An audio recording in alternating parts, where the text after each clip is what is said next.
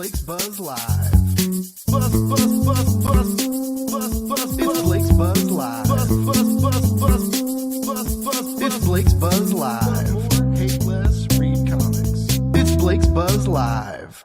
Buzz, buzz, babies.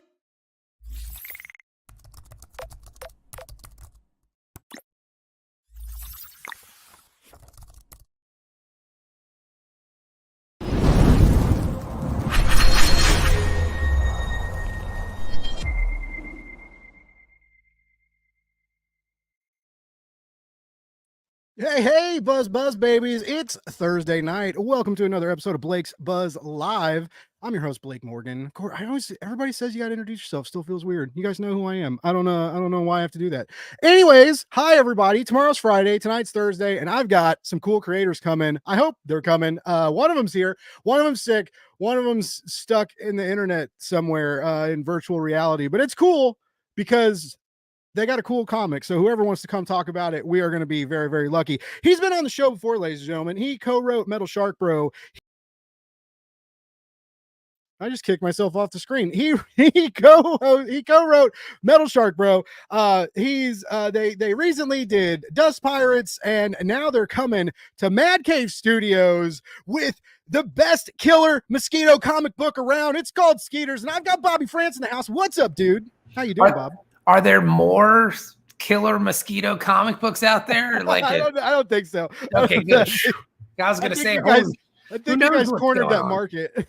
Yeah, I mean, you know, it's a flooded market of giant mosquito comics out there right now. I guess giant killer bugs maybe.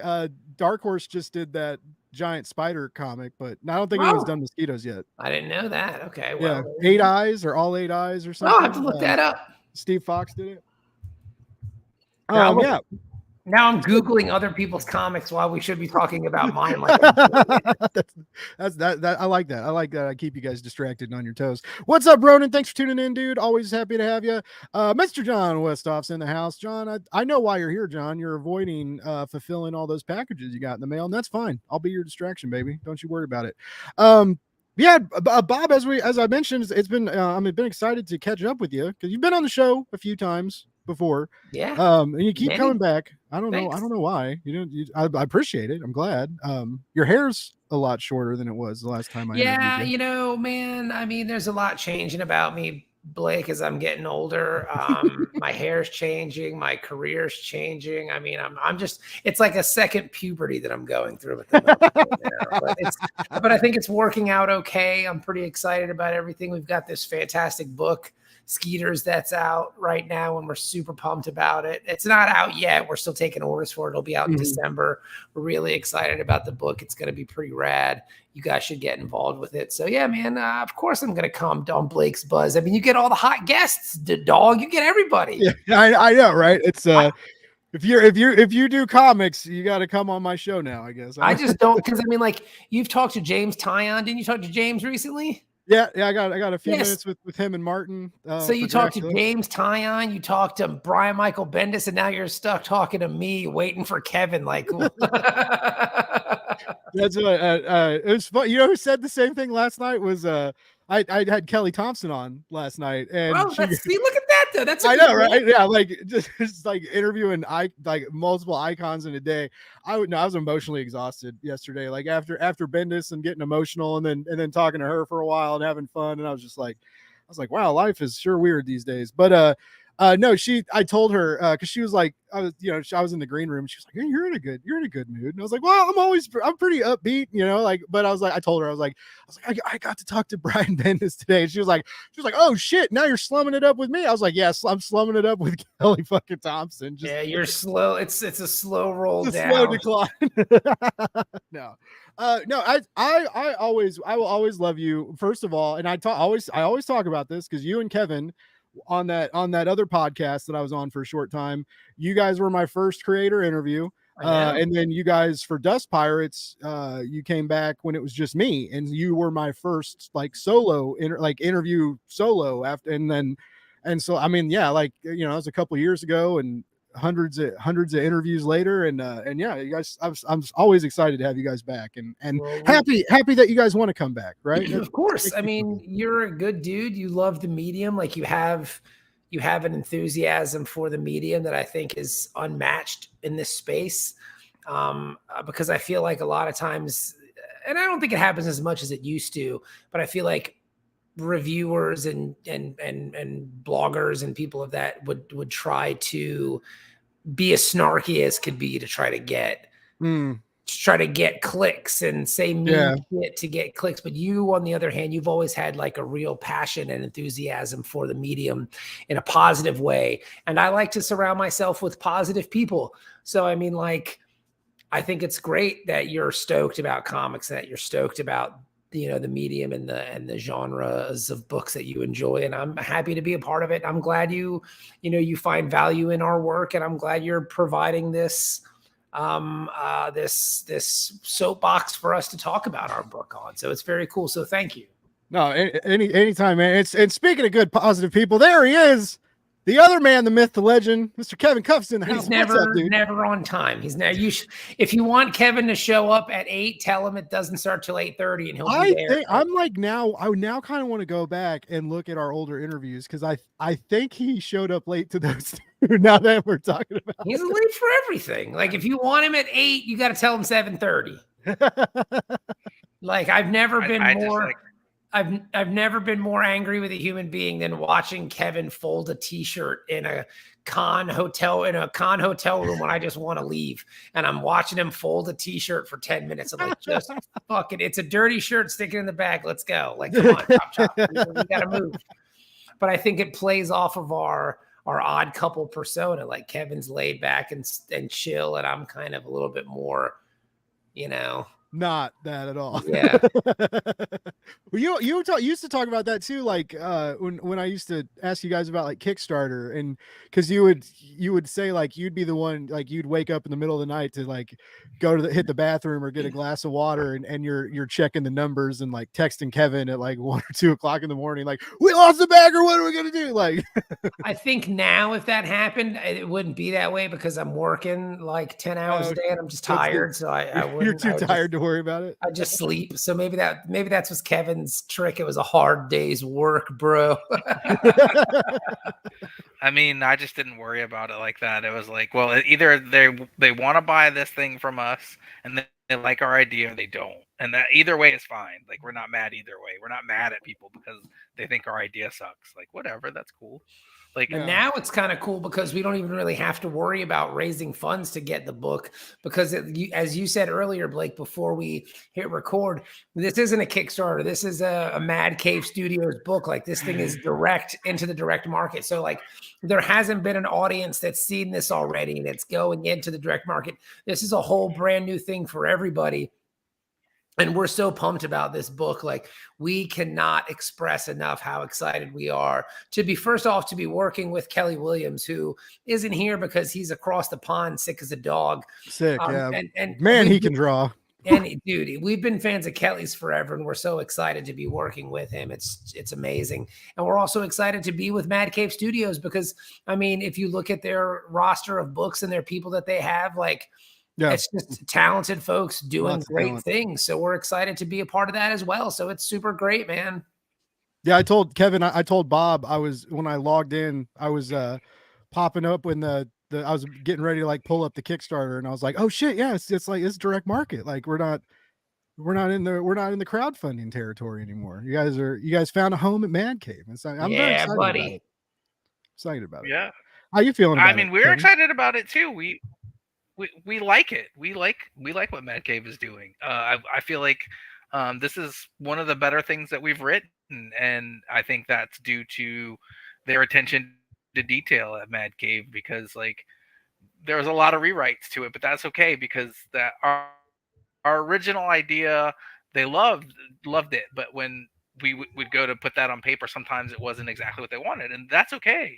That's one of the things I think we figured out during this process was like, okay, we're going to need to like ramp it up and do better and make it bigger. And there are a lot of the notes we were getting from Chaz and editorial, and shout out to Chaz because he's great. And you were speaking about Kick. I want to do a quick shout out to our friends John and Derek, who are running the Pack Rat Kickstarter, Pack Rat and Thunder Bunny. So they're awesome. So you should back it. Anyway, it was great, and he was like really keeping us on task because, as you can see, we're prone to distraction. Well, it's also too the interesting part about it was like the pitch that we wrote. Like Kevin said, we wrote this pitch for the book, and when we actually tried to execute the script, it didn't quite work the way we wanted it to. So they allowed us to kind of go back in, and this was after the first issue was kind of written. We went back in and we basically rewrote the outline for 2, 3, and 4. And we, like Kevin said, we brought it to that next level. So it was a really good experience for us. Wow. Kind of just, figuring things out and making things big and bringing home the bacon, if you will. Like we really brought the ruckus with the Skeeters book, and it's a lot of fun, and we're really pumped about it. Like, what's not to love about giant alien mosquitoes and small towns and seafood festivals and it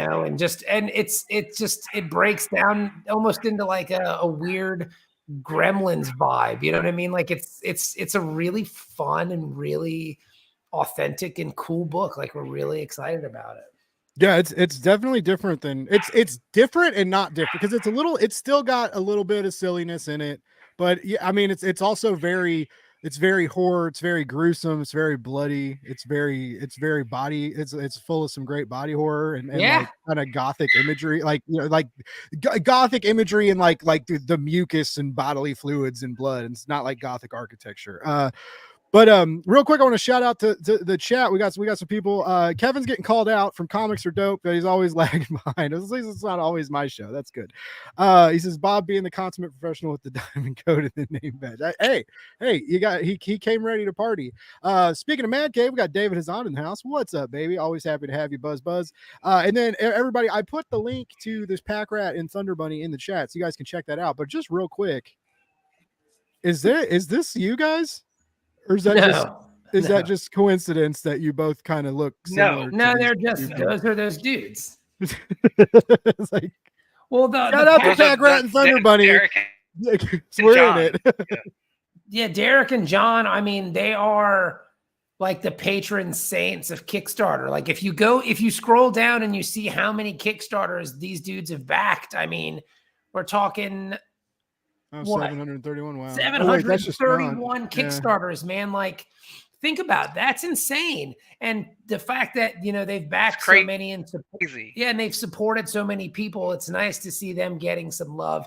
I mean, they've backed a lot of our books too. They're really nice guys. Kevin, I have an idea that I want to talk to you about, and I'll call you later or text you tomorrow about it. But I mean, like, it's really great to see that comics are kind of not just reading comics is for everybody, but it's gotten to a point where kind of creating comics has almost become for everybody, where like if you have an idea and you have a script and you want to put it out there, you can.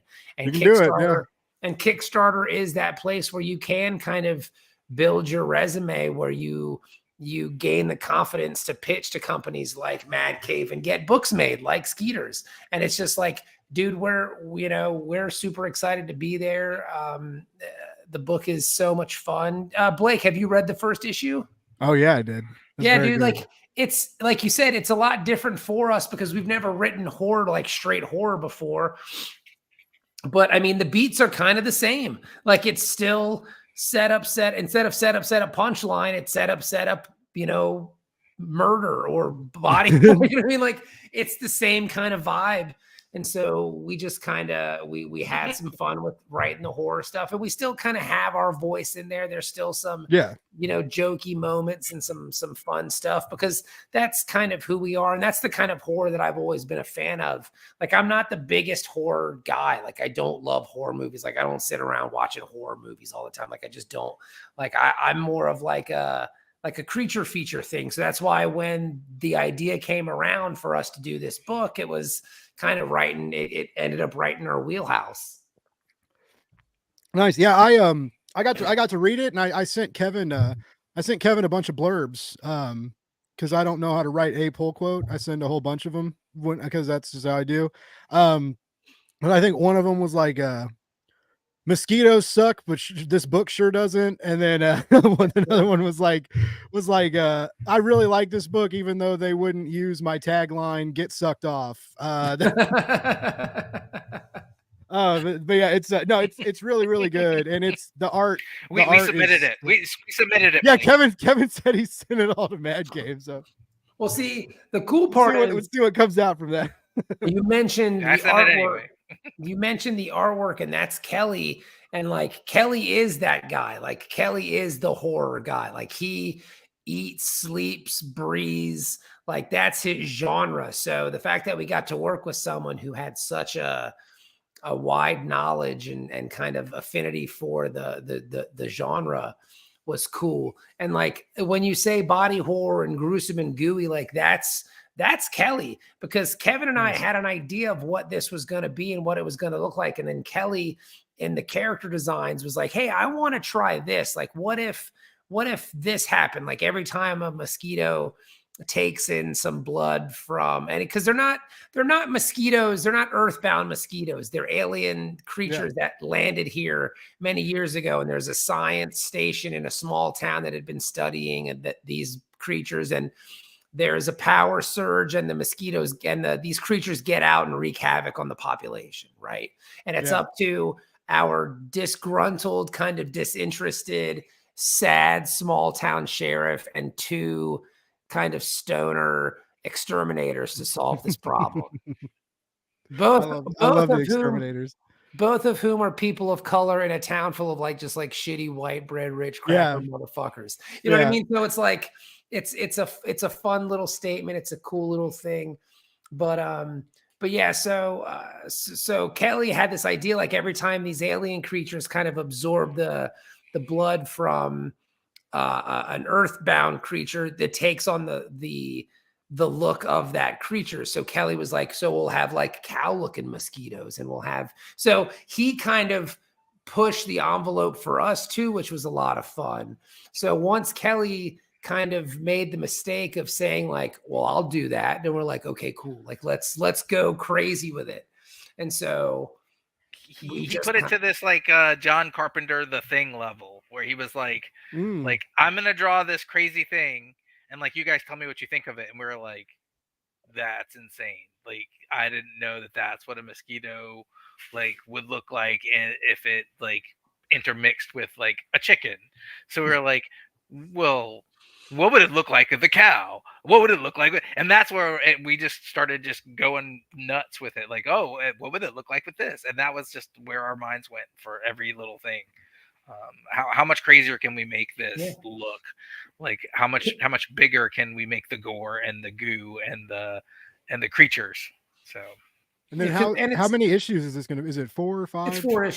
Four. Okay. Yeah. Starting in December, and that's the thing. It's just like we wanted, like, you know, there were points where it's like, can it be gooier? Like, can we have more? Like, and we just kind of went. We just kind of leaned into it because, I mean, why not? I mean, you're kind of going body horror. You're going, you know, you're going gore. We wanted it to be because I mean, that's the thing. Growing up too, like I think. We're a little older than you are, Blake, but I'm sure you remember watching like the Nightmare on Elm Streets and the Friday the 13th. Yeah. Like those movies were gory, like they were bloody, like they were messy and icky. You know what I mean? So we just kind of wanted to go with it, and we did, and it was a lot of fun to do. I'm glad you guys mentioned that you're older than me. I like to remind people that because I feel like I'm the oldest podcaster like on the face of the goddamn planet. Like everybody, like every comic book person on like TikTok, they're all like these fucking 20-year-olds. Well, that's the thing. You're a podcaster, they're TikTokers, so it's different. Yeah, you know, but I'm trying to be both now. Like I'm doing a lot of I'm doing a lot of promotion on TikTok, dude, like I'm not shit on TikTok, right? But if I drop a little TikTok comic video, I mean, it gets like 300 to 600 views, like easy. And that's so awesome. It's like free advertisement for like clients and stuff. We tried TikTok for a little while, and I mean, like, I don't know. We're just too fucking old for that shit. I just don't have the energy for it all. Like that's Yeah. why, because I left Twitter recently because I just didn't have the energy for it anymore. Like the barrage of kind of just, especially after Elon Musk took over, like the barrage of the march of piss babies. Yeah, it's still happening. It was just too much for me, and I was like, you know what? And I wasn't going to be one of those dudes that was like, man, I'm leaving this place, and then never did. Like, yeah, I was the guy who was like, I'm leaving, and then I just left Twitter, and it was fine. Like my world is okay. I didn't think I'd survive without Twitter, but it's okay. Like it's pretty good. And I've invited him to Blue Sky several times, but he's never asked. He's never like, yeah, send me an invite. I was like, okay, do you want to invite? He's like, I don't know. I don't know. I'm good. Yeah, like I'm okay. Yeah. So because I fell into that trap for a while. I think that all of us did. We're like, oh shit, Twitter is dead. We're all going to this place, and we all went there for like a week, and then nobody stayed there. And then Twitter's dead. We're going to this place. There was one I can't remember. Mammoth was the one that everybody said that they were going to. Oh, Mastodon. Yeah, Mastodon. And then like everybody went to Mastodon, and then it broke. And then it broke, and then it. Oh no, that was Hive. Hive was the one that broke. Yeah. Like everybody, and dude, I wasted so much time trying to, because I do a lot of PR work, and my main audience is on Twitter, and I was freaking out. I was like, where the fuck am I going to post these silly little promo pieces? That's why I didn't quit. Because I was like, I spent too much time. So like, fuck you, Elon. My fuck you to Elon is I'm staying, motherfucker. You got to deal with me. I'm staying here. Yeah. Yeah. Like I'm not trapped in here with you. You're trapped in here with me. but like Blake's big time now, Bob. He just interviewed Bendis and I know we talked about it. And then he comes here to slum in the gutters with us bums. But you're in the direct market now, so that's the only reason I agreed to this. The thing is, Kevin, you're in the direct market before. I know, I'm fucking around.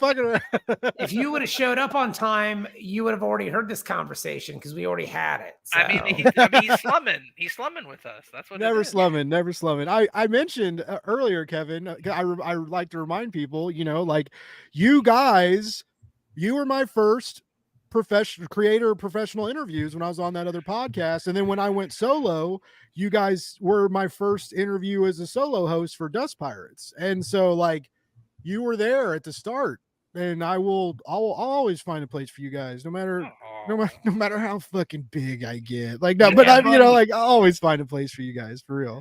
Love you guys. We'll always find a place for you no matter how big we get, which isn't much bigger than this. This is about as big as we're getting. But I'm really happy. But the thing is, I'm really happy with the size of the big we have, because to do this book at Mad Cave, who, I mean, we've worked with some other publishers in the past, but I mean, Kevin goes out of his way, rightly so. The marketing team, Maya and the whole gang over there at Mad Cave are fucking fantastic. Like they do such a good job spreading the words about this books, because a lot of times when you're with smaller publishers or, not the big three or whoever, it's just kind of like, all right, dude, the publisher has the idea, like we're putting the book out and that's kind of it. But like Mad Cave, they're going above and beyond. Like we had marketing meetings where like we were brainstorming ideas. Oh, it should be. And it was awesome. And it was fun and it was really enjoyable. So like if we could just do books at Mad Cave for the rest of our career, we'd be happy. That'd be fine. Yeah. They're a publisher. You heard it, Mark. Mark London watches my show sometimes. Mark. Oh, cool. Well, there you go.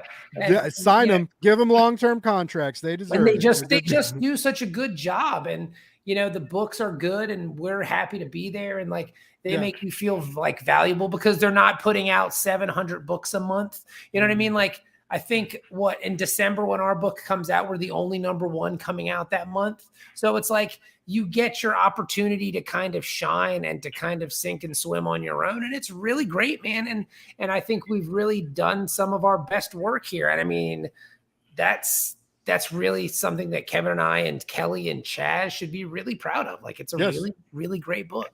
I'd say a lot of that's due to Kelly too, like Bob was saying earlier. Oh, like, yeah, because Kelly, like, he came in like with all these awesome ideas and like all the stuff he wanted to do based on what we just wrote in the script. And like, we had no idea. We knew it was going to be good because we'd seen Kelly's work before. So we knew he's going to do something fucking dope. But when we first saw it, it was like, holy shit, like this is amazing when he watercolored it. And like in the first issue there's a part with a flashlight and it just looks like Yeah. it looks like a real flashlight from Kelly's just awesome artistry.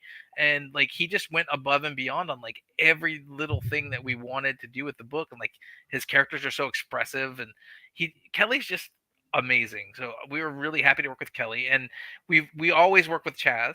So working this time with Chaz was no different than it was in the past, except for Chaz was like a lot more like, I know, like we said this before on your podcast, I'm sure, like one of Chaz's favorite things to tell us is, I know you have something better in you. There's a lot more of that this time than ever before, but we were also treading new ground. We've never written anything horror, or like this was an idea that was like a 12-page short. So when we had to turn it into like 48, like what, 96 pages. 96 pages. Yeah, that's a big deal. Yeah. Because we this idea originated from like some kaiju anthology that Kevin and I were going to be a part of like 1,000 years ago. Oh, wow.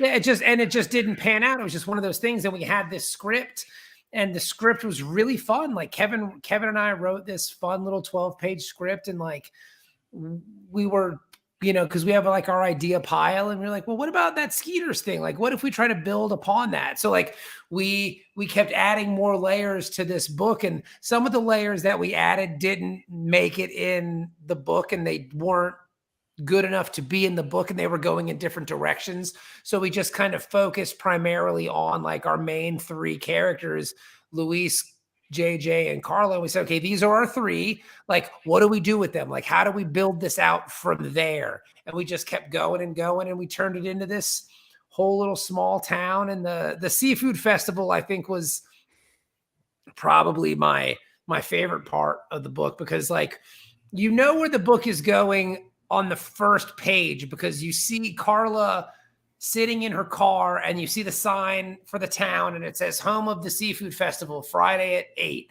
So you're thinking, okay, there's going to be some mayhem happening here, and like some cool shit happening here in no time flat. And getting to the seafood festival was so much fun, and drawing all of the mayhem that happens at the seafood festival was so much fun. And like writing it all was just really neat. Like I just really enjoyed doing it. It was fun because it was just, let's keep building. Let's keep making it crazier. What can we do here? Well, what about this? What about this? What about this? And so you just kind of kept topping yourself with each idea and each panel. It was fun. Well, I think horror and comic writing and comedy writing are very, very, very similar. And I actually think comedy is harder. I've had conversations about this, like in comics, like those one-liners, those big punchlines and stuff like that. That's a lot more difficult even than like pulling off horror, because like, like horror is tricky too, because you don't get the music, you don't get audio for jump scares. You got to like really rely on like page turns and tension and pacing and things like that, right? Yeah. But when you're good at one, I think you can naturally segue into the other. And you guys are both naturally funny creators, and your books, like the humor lands when you want it to, and you're like you know how to write a joke, and I think that translated well into this kind of like quirky monster horror that you guys are doing. And then with Kelly's art, like holy shit, it's a match made in swampy hell. Like these mosquitoes freak me out anyways, guys. Like the proboscis, or the tongue, or whatever the fuck they call it, the little tube. And then remember, like for a long remember for a long time, and there was like, I just remember being a kid, and they were like every tick gave you Lyme disease, which would leave you fucking like paralyzed and useless for the rest of your life. That's what I grew up with. And mosquitoes can give you like AIDS. Yeah, and I remember that too. Right. Yeah. And I was just like, dude, I am forever freaked out. Spiders freak me out a little bit, right? But like ticks and mosquitoes bring back this like old childhood fear that I'm gonna get like paralyzed and AIDS. Well, Like there's it's something- simultaneously.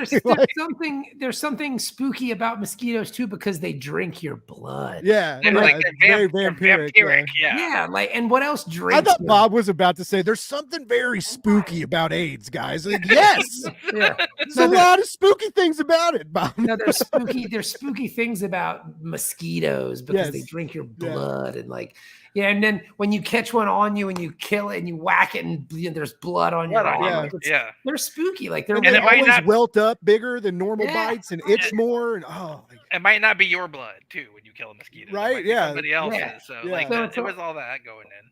but yeah, and to kind of do this book was, it was just fun, man. Like it was a labor of love, and we really came up with something awesome, and we're super excited. It's going to be out in the world in December, so it's fun, man. Like what a it's- holiday treat too! Like a nice terrifying romp at a local seafood fest with a bunch of blood sucking mutant alien mosquitoes. Like Yeah, it's fun. that's a vacation. That's a vacation. By the way, I'm a jerk. And Sons of Mjolnir, I missed your comment. Thank you for tuning in. Very, very cool YouTube channel. Also, if you guys are looking for press, he does a damn good interview too. If you guys are wanting to do more of these, just throwing that out there. He's great to talk to. He's busy like me though too. Though he's like brand new, and they're just popping off. And they're snagging big 2 guests, and I'm trying to hit him up to interview people, and he's like, Blake, I'm busy, man, leave me alone. Like, I mean, that's how comics is, though. It's either Yeah. comics is a very like feast or famine thing. So Yeah. that even relates to mosquitoes in that, because there's sometimes when we'd be doing our podcast and we'd have like guests every week, and then like we'd run out, and like what would happen is one of us would forget that we didn't have it, like we don't have a guest oh yeah, booked right after we like 4 weeks, and then we're like, oh okay, well we're good for a while, so we don't ask anybody, or when people are asking us like, oh we're booked, and then like that 4th week comes and like, hey, did you ask somebody? No. Did you? No. Oh I guess we're just talking to each other next week, which is fine because we do that okay too. yeah. I've listened to the episodes that was just you guys, or I think you did that too, like when you guys had like Kickstarters rolling too, like you guys did like solo. I don't know if or maybe you had Tony on or something for Doug. I can't remember. It depends on what we were doing for the Kickstarter, because like sometimes we just talk to each other, or we just try and book on other shows, because like it's a really self-aggrandizing to like promote your Kickstarter on your own podcast. But That's why that's what's perfect now. I get to promote all my own shit now, Kevin. Like I think it's great. you like it like that. I mean, Yeah, why not? Why not? I worked for this shit. I'm not mad at you. I'm gonna cut the Bendis episode in half and do a bidding war on who wants to pay for a mid Bendis interview ad like it's the fucking Super Bowl. I'm just kidding. I'm not gonna do that, ladies. I'm not fucked up like that. We'll do an ad at the end if anybody wants to talk to me about. No. I mean, dude, Netflix is bringing in commercials. I mean, all the So is Amazon Prime. It's Yeah. so stupid. I Like, I mean, love like- the joke that people are like, oh, like they're finally figuring out, like, oh, they invented cable. Like we worked so hard to get away from these ads, and we've paid extra money forever. And I mean, you're going to be able to pay more money for no ads, but it's going to be, I mean, shit. Netflix is already $22 a month or something. If you have it. When you're old, you don't give a shit, because that's how we used to watch TV. So like, Yeah. I'm Like, old enough to where I remember commercials. So like, and that's like my Hulu costs way less than somebody else's who doesn't want to see some ads. So and like, that's- I'm that's fine your with that. That's your bathroom break. Yeah, I mean, I don't care. Like ads don't bother me, because that's how we used to watch TV. So like, Yeah. the only time it would bug me is during movies. Like, don't do it Mm. during movies. Like, you should not do that to people. That's not right. Because like, even when I don't watch as many movies on cable TV. Even when I was a kid, then like the cable networks that show ads, like because of that. Because you just want to watch the whole movie, you just want to watch that. But like, as far as like ads on Amazon, like I don't know if that would bother me too bad, like because I mean, I watch YouTube videos a lot too. Well, I like short scroll, like I do like doom scroll through YouTube shorts, and so I'm used to. But I'm also that guy who's like, I remember when YouTube didn't have commercials, and I'm like, fuck. You old son of a bitch. Like, Yeah, but doesn't that help you make money? Like you make money on the ads or something like that? Like if you're eventually I could, yeah. Like if yeah. I'm not big dick enough for that yet, Bob. Well, I mean, you're getting there, right? Like you Yeah, keep well, your Yeah. view- I think after like 1,000 subs and a certain amount of watch hours, it's when like YouTube hits you up and they're like, hey, do you want advertisements and to make money? And then you can say, yeah. yeah. So I mean, like you keep getting Brian Michael Bendis, you'll be good. Yeah, right? one of these You'll days. get there. You'll Yeah, get there. just get him for another interview. I mean, he could talk about like he's done a million things, so you could just talk about one thing every time for like 52 weeks, and it'll just be Blake and Bendis. Like Yeah, the like Blake and Clark. Bendis show. Yeah, Yeah, like you I'd could. do I that. mean, I'm sure you could do that. Like You probably have to have his name first though, because yeah, Yeah. Bendis and Blake. Yeah, I Yeah. think that would work better. Yeah. and it's alphabetically. Yeah, it works. It works. BL, you know, phonetically. it just works. I could deal with that. I could deal with having my name. I would even. You don't even have to have my name on it. It could be the Mother Buzz and Bendis show. Like I don't. I mean, there's the name right there. The Yeah, Mother there's a Buzz- buzz. There's a buzz in it. That works. The Mother Bend- Buzz and Bendis show. Bendis Buzz. Yeah. Yeah, I mean, But yeah, man, it's just like I mean, it's nice to see people doing well. And like when I saw that you interviewed James and I saw that you interviewed Bendis and you know, you told us that you interviewed Kelly, like it's cool that you're doing so well for yourself because you know, you work hard and you deserve it. And I think comics are the same way. And like it's very much a you feel like you push the rock up the hill and then the rock Watch it just roll down. it doesn't even roll. You don't watch it roll right down. It just rolls right the fuck over you. You know what I mean? And then you got to pick yourself up and roll it back up. And it happens every day. So when you achieve some success, like you have with some of your bigger interviews that you've been getting, and I mean, like you're almost up to 450 subscribers. That's awesome. yeah, And like, you know, with us doing this book at Mad Cave, like it's nice to see, you know, the hard work kind of paying off. I mean, we're not finished in our journey, obviously, because there's still so much more for us to do. But I mean, it's still great, you know? we have a lot more fucking weird ideas to throw at you guys. So like, you know, just like buy this Mad Cave book so we can do that. Yeah, Like that's basically make where some we dreams live. come true. Yeah, I'm because we excited. I'm like, when do you start seeing? Are you privy to like pre-order numbers? Like, do they? Oh, I talk to don't you guys about know. those I, things? I don't know if they'll tell us, but like I know that it's not done badly for them so far. Nice. Like I know that it's doing decent. Just based on like when we did the same thing we always do. So like I mean, Mad Cave has great marketing, like Bob said earlier, and like I'm always saying thank you to them because it's something that we don't have to fucking do now, and that's great. Mhm. And I didn't mind doing it, neither did Bob. But like the fact that we don't have to is so weird to us. It's like another, where it's like we're on another planet now. Like we don't have to do this. Like, but we're used to doing it. So we said, hey, we're gonna call the comic shops too. So we Nice. call them and we tell them like, hey, we're the writers of this thing, and like they're like, okay, that's cool. Like I'm calling you to like sell it to you. So I'm like, here's my pitch. Can I do my pitch for you? And then like they would be like, yeah, sure. So I tell them and they're like, can you send it to me in email? I want to see the PDF. I'm sure. And like it was better this time calling shops than it was when we were calling for Metal Shark Bro. And Metal Shark Bro was it was much harder calling shops, and like I felt like much more alienated there than I did this time, which is weird because I feel like in ways Metal Shark is more accessible than Skeeters to a degree. See, I feel the exact opposite. I feel like Skeeters is much more of an easier sell than It's Metal an Shark easier Bro. idea. Yes, it's a easier idea to sell. Yeah, totally. And like And horror comics are fucking hot right now.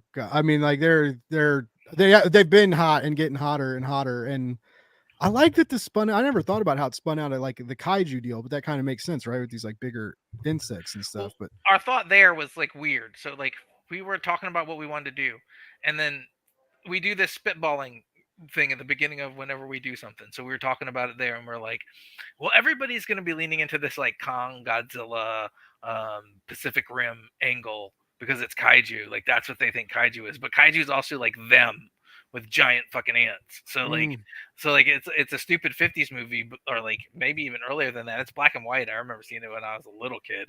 And Yeah, it's from the 50s. I thought so. Well, because it's after the nuclear stuff. So like, because all those movies were basically man versus science. They drop a nuclear bomb. The nuclear bomb creates these creatures, yada, These yada, giant yada. ants in the desert where they dropped the nuke bombs. Yeah. So we were like, let's go more them, because we both love that movie and we were talking about it. We ended up just talking about it. It randomly came up in one of our conversations, so we just circled it back around to that. And like when we did that, it was like, so if we're gonna do these giant bugs, like we can't do giant ants because that's already been done. Like what else is scary like in the bug kingdom? Like giant spiders has been done too. Like it freaks. Like giant mosquitoes. Like and it's not like super scary, but you could tackle giant mosquitoes in 12 pages. So that was our thought process on it. Like you could tackle this in 12 pages and make it readable from start to finish about car-sized mosquitoes. So like that's still a kaiju, right? It's a car-sized thing that's normally like this big, so like that was where we went. That's where we went with it. So we started just writing down all the ideas we had about mosquitoes and then researching about how mosquitoes breed and mosquito larvae and things like that, and like, well, what makes this happen? Like I think Bob asked that question. He's like, well, how did this come about? So then we said, oh, like there's like a NASA kind of institute like on the outskirts of the town. Well, because it's based in there's a town in Virginia called Poquoson. Yeah. Poquoson is kind of based on Kankakee in our book, because in Pecos there is this small little like well-to-do town, and right up the street from this small little well-to-do town in Virginia is a giant NASA facility. So we kind of took that idea and it was like, cool, well, instead of NASA, it'll just be like some private research center. And why not? Like, let's just do it. So, we made them aliens, which I thought was a bit more fun, because if you did the whole, oh, well, there's like nuclear waste in the water, like I feel like that's been done. So like, let's try something different. So we kind of went a different direction with it. And then, then we just let Kelly go nuts and we filled in the blanks, And Bob is the one that came up with the idea of like what the Queen like thing, like they basically found this thing on a moon landing. So like I was like, oh, that's cool. Like and that's how we build our ideas. Like he'll come up with something like, what if? And then I'll say, yeah, that's cool. What if? And then we go back and forth for a while until we hash out the entire idea and combine what he's thinking with like something else that I throw in, or vice versa. Like that's pretty much how we do everything that we do. And that's why it gets so weird sometimes, because one of us is definitely going to go really far into the fucking weird with the what if, and then it followed by, okay, what if this? And then it's like, okay, I think what we end up doing, and it may be subconscious, is we try to one up each other with how fucking weird we can be. Like who's weirder? Like, that's what happens. Like who's gonna have the most weird idea here? Like then I think that's what we do with our ideas. It's like, oh, Bob said this, so I have to be fucking, how do I be weirder than that? Like, and then nice. And that's how we do it. Like so like I would say that this didn't require as much of that. Like how weird do we get? Like I don't think we started journeying into the really weird until like we saw the artwork for what Kelly was doing with the designs, and then we were like, okay, we can get fucking weird then. So and then he got weird too, and then the weird just multiplied. And then it got really gooey, and then I love that, the gooeyest comic around. And then you go to a certain point, and then like you say, okay, well, this is what we're gonna do, but how do we get there? And then you just kind of put the connective tissue together and you make it work. And I think we did a good job making it work. Like the end of Skeeters was one of those things like, well, okay, well, how do we kill him? Like, how do we get rid of him? And Kevin came up with this brilliant idea. That's we can't tell you that we can't tell you. Yeah, like it's the climax. Like we can't give it away. You have to read all four of them, because in each one we feel like it gets better and better as it goes along. Like the first one's great and we love it, but then like that one's just a ramp. The first one is kind of like that first chapter of your small town Stephen King novel, where we introduce the characters, something creepy's happening, and then like as soon as issue 2 hits, we just kind of hit the gas and we just go.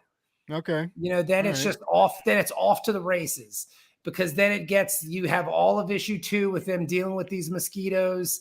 And then all of issue 3 is basically the seafood festival. And that's just kind of, I was telling somebody else, it's just kind of like watching Gremlins. Remember in Gremlins when they all hit the town and everything just goes to shit. And like the gremlins are at the bar showing each other their wangs and, you know, like all that shit. So then you've got all that. And then you've got the last issue, which is them in the actual like facility, like fighting and trying to kill them all. So it's just like we're just raising the stakes and kind of, you know, making things bigger and bigger and bigger, you know, and gooier and gooier and gooier. Speaking of gooier and gooier and gooier, this popped up in the chat. And I was like, what is happening? It's Wes Greer of Comics the Gathering. Wes. So I don't know why your name is Poop either. I don't either. I'm glad you fixed it. But maybe you meant to say Goop, because then you would fit right into this show about mosquitoes and goopiness. And their goopiness. But no, thanks for tuning in, Wes. And Comics the Gathering, real cool website. If you guys need nerd news outlets, they do good reviews and articles and all that good stuff. Yeah, it's I love this. I love this goopy comic. This like goopy, syrupy, gelatinous. We kind of wanted to take that idea of like how gross can we make it and take that and mix it with how funny can we make it too, because with anything that's like super gross or horrible, like, you know, think Reanimator, like there's a lot of jokes in that still, so that it can still be funny even though it's gonna be pretty fucking gross.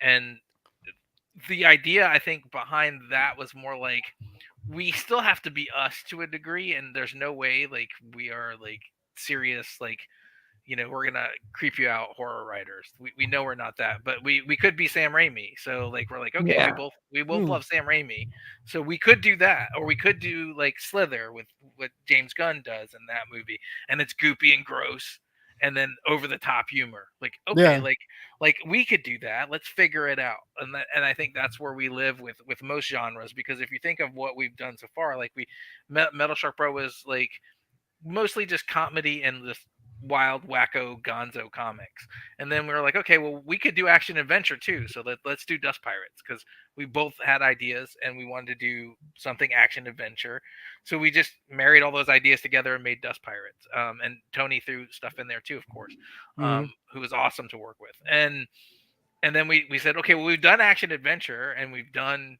wacko gonzo, like, can we do horror? Like, and I think that's just kind of where we are right now in comics. It's like we want to try on as many hats as they let us. And like you said, comedy is the hardest thing to write. So I beg of any publisher that listens to this to be like, hey man, those guys, they wrote a pretty good comedy book. They could probably do fucking anything. And that's the weirdest thing that I heard at that night that we won the Ringo. It was from Dean Haspiel actually said it. I couldn't believe we won. Bob couldn't believe. If you saw the speech, you'd know we couldn't believe that we won, because there was a lot of cursing involved. And Joe Quesada looked at us like he hated us, and we were fucking rank amateurs, which is probably all true in his eyes, and fine. But then like we were like so like adrenalized from what happened on the stage. We were like, oh fuck, I can't believe it. And then our good friend Philip Kennedy Johnson was standing there, and he was like, man, I'm so happy for you guys, and he was so like nice about everything. And then I think Dean Haspiel walked by, and he's like, and I was like, well, man, hopefully this leads to more work, is what I said. And he said, a publisher would be stupid not to. And I said, why do you say that? He said, you guys won the best humor award that Mad Magazine was like just the winner of forever, and you guys won that. So if you can do that and make people laugh with a comic, then you can do anything. And I was like, I never thought about it that way, but I don't think I want to think he's not entirely wrong, because I want to believe that. Yeah, I believe it. I want to believe it. I'm like you're Mulder. Fucking Mulder. I I'm want like to Mulder. believe. I Scully. want to believe it. I do. I want to believe Blake, but I'm not entirely sure that he's right. I know it's hard to take stuff like that sometimes, especially in this industry, because I know you guys have dealt with a lot, and things happen everywhere, right? And it's you know, I get it, but I do think I mean for a long time I've screamed that you guys were talented and deserve more, you know. I mean, but you have one at Ringo and now you're at Mad Cave, so I mean, like, you know, I know comics move slow, but there's you're on the on ramp to success, right? If it keeps moving this slow, we're gonna look like, you know, George Burns and we'll be dead. We'll be like He'll be like George Burns and his wife by the time we get to where we really want to be, like 80 something. And it But will I be mean, like I the old think about guys it. on the Muppet Show yelling at each other. But it's all a matter of perspective too, because I think Kevin and I have had this conversation privately. It's like there are people who would be stoked to have the career, air quotes, career that we've had in comics, because we've run successful Kickstarters, we've fulfilled successful Kickstarters. We've got books at smaller publishers. We've won awards. Like we've got, a series. It's, we've got Metal Shark Bro. We've got a spinoff from that. We got all these. So like, there are people that would be super amped to be where we are, but it's like, but when you're in it every day, it's just like like you said, Blake, it doesn't happen fast enough. And it's just like, sometimes, you have to pump the brakes, but it's just hard when you're living it every day. You know what I mean? Like, when you guys were foolish enough to like, have families and get married and, do shit like that, so, I mean, it's, things are different when you're like you both said, both of your little gremlins are getting, bigger and bigger and, things are going to, they're going to, Bob was talking about how he was like, eventually they're going to want a car and then college but not just that, eventually they're going to, because I remember being that little shithead, and eventually they're going to be, they're not going to want to hang out. And so, like now those like, now you got those like good years before they shun you and like, turn into little terrible people. I'm just kidding. I'm sure kids will be wonderful forever. But I mean, like it's just, things are different when you got kids, you got families, you're getting older. I get it. I don't get it at all. But I hear what you're saying. Like, I think you need some more bourbon, but the thing with the kids is like Bob's right, and you're right to a degree too. They're not going to want to hang out with us for much. There's 2 high schoolers in my house, so one will be gone in 2 years. Yeah. 2 years he'll be gone, and then the other one will be gone 2 years after him, and then we got 4 years on the next one, but that's okay. Like that's fine. Like because then there's only one kid here, and like she already doesn't want to hang out with us, so it's fine. Like it'll be all right. She's already too cool. The boys are different. They still like hanging out with us, but Nice. but like at the same time, like you can't base it all on like what you're gonna get out of comics, because the problem I see with comic stuff is that people like you go to a con and there's somebody there that's always trying to be like, oh, what are you working on? Like trying to one up you, or like it feels like one up, and maybe they're not. Maybe they are genuinely interested. When I ask, I'm genuinely interested, but I don't usually ask that question. I'm like, oh man, how's your family doing? Like how have you been? Like that's usually my first thing that I ask, because I'm really I really like people in comics, and Bob does too. So like we're just more like, we're not worried about whatever comic you're doing. Like if I see Rich Duick, the first thing I'm like, what are you working on right now? Like that's not what happens. Like I'm like, Rich, it's good to see you, man. Yeah, what's up, buddy? Yeah. Yeah, like so that's how we do. But that like makes a lot more sense. Yeah, but like the whole weirdness of it all is just that like when like I was reading your chat, somebody said like I'm a fan of yours. We don't think of anyone like that. Like that's not how we think we go to Comic Cons. Like we're signing books for fans. We're thinking like and we appreciate it, Chris, but I want to say you're our friend. That's what. No, totally. And that's we don't have fans, we have friends. I like that though. Well, when you're going to cons, you're making friends for the weekend, because I mean, like you're sitting there at your table, somebody walks by, they have a fun shirt on, maybe they have a cool print, and you start talking about it because you're all there because you love the medium of comics. You know what I mean? Like that's the whole reason why you're at Heroes. Like you're at Heroes in Charlotte, North Carolina, because you love the medium. So like you see somebody walking by with an awesome print. You're like, dude, that's a great print. Where'd you get that? Oh, from over here, so-and-so's table. Oh, I love that guy's work. That's so awesome. And then like, you just make that bond, and then you see that same person 100 times over the weekend, and you just keep chatting to them and talking to them. And then, like, you're like, what other cool shit did you get today? Yeah. So, and they'll show you. You're living vicariously through them because you're sitting at the table. And I get jealous. I'm like, where'd you get that? That's fucking awesome. Right. And they're like, oh, it's over here. I'm like, I'm going there. Like, yeah. So it's like, you're just making friends. And that's another thing I think too with comics is like, you can't get but so mad about it because there's only so many jobs. Like there's only so many books that a publisher is going to print out for a year. You know, every publisher has a schedule, every publisher has a calendar, and like you're competing with your friends to get books made. So it's like, cool, man. I'm glad when Rich gets a book. That's awesome because he's a great guy. I'm glad when he's all right. You know, other people we know and like I see like an announcement for somebody. I'm like, dude, that's fucking killer. Like, great. That's awesome for them. That person's awesome. Like we like that. I like that guy, or I like that person. I like that lady. Like we say that all the time. Just like, that's she's a nice lady, you know. I'm glad she's getting that. Like we said that about Erica Schultz. Like, oh, look at Erica. She's dude, I love Erica. Dude, Erica just got a fucking action figure. That's great. Her Marvel book that she wrote. Yeah, like Erica's dope. Like Erica's awesome. That. Yeah. So I mean, like it's like that when you see your friends succeed. Like, and it's nice that like everybody that we know, like for the most part, like lifts each other up and is like, oh man, that's so fucking great that you got this cool thing, or that you're doing this cool thing. It's not like we're like mad that they got to do it and we're not doing it. Like that's never the conversations we have. So yeah, it's always like, oh fuck, did you see, like, you know, Booher's got like Kanto at Dark Horse. That's fucking dope because we like Booher. He's a nice guy, you know. Yeah. So, like, today we just worked on their book at work. Eric Palicki sent me something on Instagram today about somebody doing like one of those opening things where they got some stuff from Mad Cave, and she was talking about how cool the SKEETERS poster looked. Nice. Like Eric didn't have to do that, but he did, because I mean, like there's a respect and an understanding that we're all in this together, kind of. You know what I mean? Like we're all mired in shit, and we're all trying to come out of it. Climb out.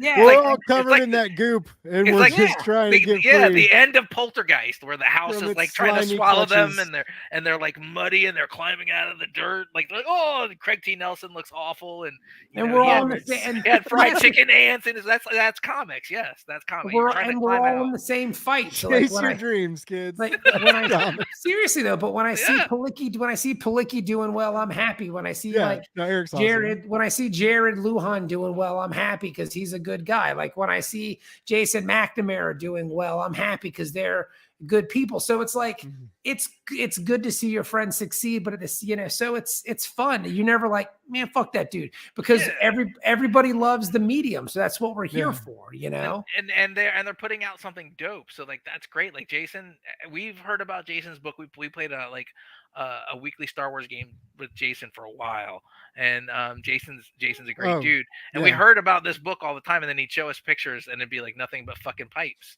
for like 24 pages. And I'm just teasing him at this point, but double but page threads of pipes. Yeah. So it was like, and the cool part is like, I can't wait to read his. I can't wait to read Full Tilt. Like, I can't wait to see what's happening with all those fucking pipes, because Jason was just drawing pipes for years, and he's like Luigi or some shit in another life. He was one of the Mario Bros. Because he's the Canadian Mario Bros. Oh my God. This is surprisingly accurate too. I don't know if he eats mushrooms, but you know, that sounds like a Copeland thing. Like he's eating weird mushrooms and drawing pipes. But we saw it forever. I can't believe you told him that. Like you drawing all these. There are a lot of pipes in architecture. I mean, we would tease it. There's that one page too. That's we just break his balls because we love him. So like, but if you look at, but it makes sense though, because Jason loves Frank Miller, and like if you go back and you read, Ronin, like. A lot of that is just like weird architecture and like these weird cityscapes that take place in like jungles and shit. And like a digital head with a gun or some shit. Yeah. Like there's some character in that's like a computer generated something. So like like it makes sense because he said that was the book that changed comics for him. And so like I'm sure everybody has one of those. Like that a book that you read that like makes you think differently about comics. And like we talked about this I think before, but like mine was We Can Never Go Home, because not only because of Josh Hood, shout out to Josh. Rosenberg's Week. Okay, that's one of my favorite books, and probably still my favorite comic of all time, with a close second to The Savage Shores. But like my first favorite is We Can Never Go Home, because Josh Hood is amazing, and he did like everything right in that book. Like there's nothing. I see he did like 23-page panel things, and like when we interviewed Josh, it was one of the things I was like, did you come up with that? He said absolutely not. So that's hilarious because I would never in my right mind, and neither would Bob, write a 25 panel. But we plan on working with Josh in the future, and I told him there's going to be some 23 panel pages in this bitch now because I know you can do Yeah, it. you gotta do it. Man. Now I have to do it because like Kinlan did it and Rosenberg did it. Why can't we? Yeah, Like, why can't you do it? it's a joke, but I mean, we'd probably do more than regular since we know he can find a way to make it work. And if it came out to where he wanted to draw something like that, we can make that happen too. But the whole idea is like that changed the way I looked at comics because of those panels. Like there were so many panels on that one page, Yeah. and I was like, how does this work? And you're still like engrossed in the comic because it's like these little tiny squares for 23 pages, and like Mm-hmm. I was like, dude, but it works so well. And I'm like, I'm so mad that whoever thought about this, it's so good that like I wish I thought of it. So and that's something that happens in comics sometimes too. You read a comic that's so good and you're like, man, I wish I thought of that. I wish I thought of that concept. Yeah. That's a fucking great concept or something. But like you're not mad because you're like, I want to read it now.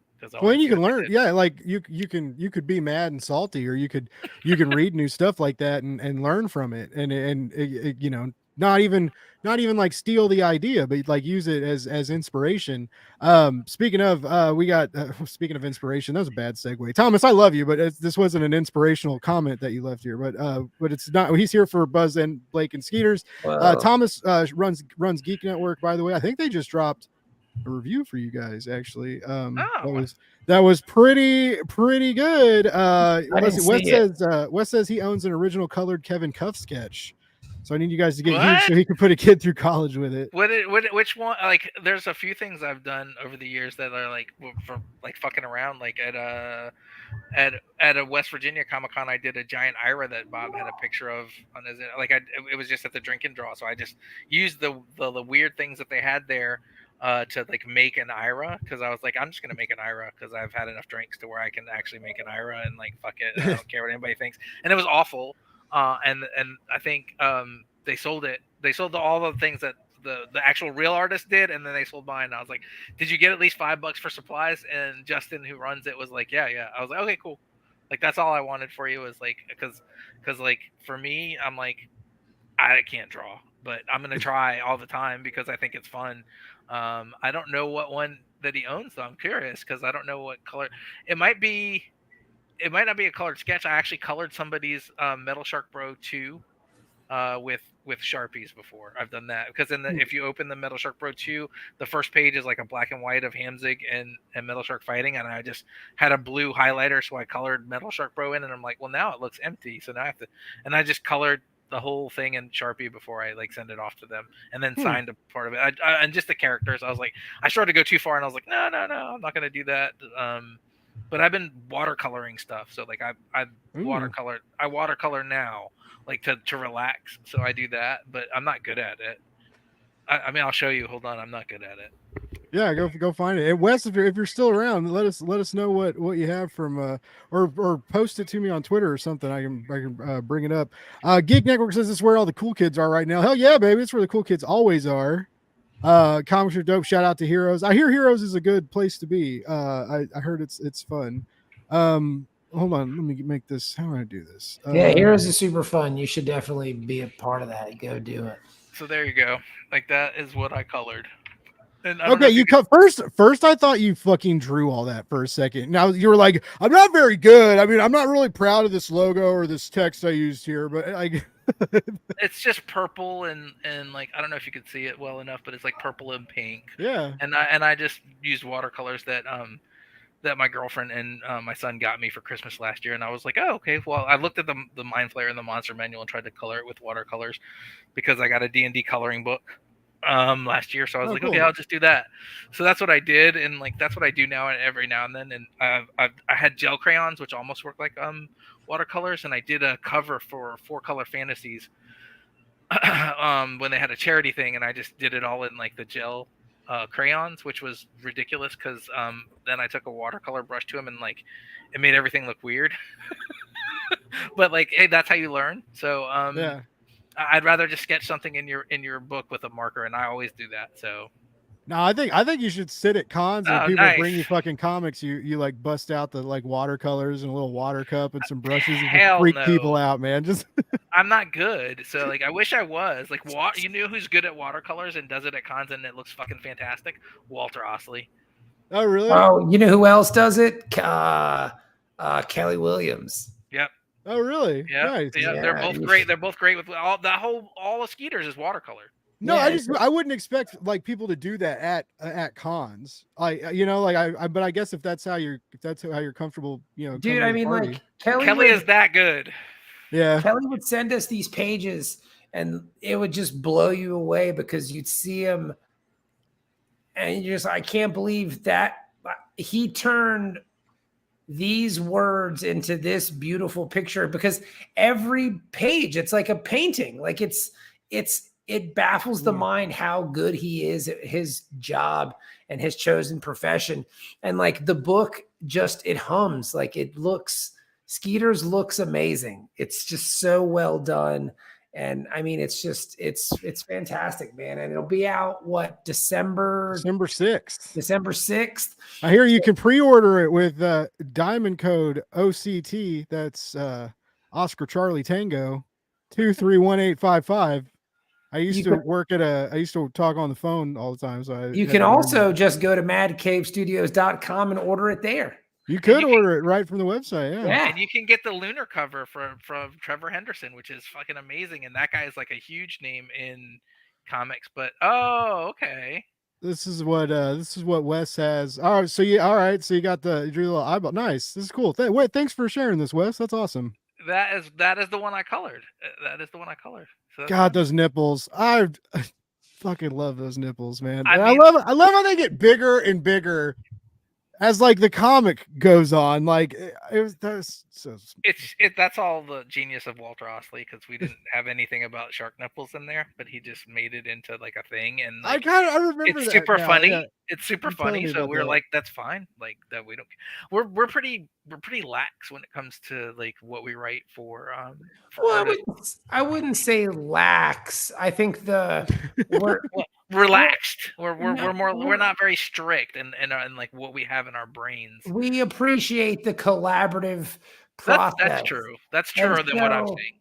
And so, like, if we're working with an artist, we want it to be as collaborative as possible. Like, I don't want to write comics and just tell somebody, here, draw this exactly as it is on the page or else. Yeah. Like, I want it to be a collaborative process, because with Kevin and I, it's a collaborative process. It's not like, this is my idea, Kevin, this is what we're doing.